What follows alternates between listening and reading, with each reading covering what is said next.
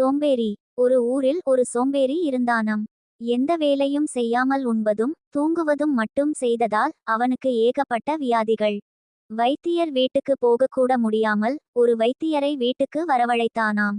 அவர் ஒரு பாட்டில் நிறைய சூரணம், சூரணம் என்பது நன்கு பொடி செய்யப்பட்ட மருந்து, கொடுத்து எப்போதெல்லாம் வியர்வை வருகிறதோ அப்போதெல்லாம் சாப்பிடு. சூரணம் தீர்ந்ததும் வியாதியும் பறந்துடும்னு சொன்னாராம். சோம்பேறி வீட்டுக்கு வந்து காத்திருந்தானாம். எதற்கு? எப்போது வேர்க்குமென்று. அப்போது அவன் மனைவி சொன்னாளாம், நீங்கள் ஏதாச்சும் வேலை செஞ்சாதான் வேர்க்கும் என்று. அவனும் தன் துணிகளை துவைப்பது, தோட்ட வேலை செய்வது, கடைக்கு போவது, நிலத்தில் வேலை செய்வது என் உழைக்க ஆரம்பித்தானாம். ஒவ்வொரு முறை வியர்க்கும் போதும் சூரணம் சாப்பிடவும் மறக்கவில்லை. கொஞ்ச நாளிலேயே வியாதி குணமடைந்து ஆரோக்கியமாக இருந்தான்.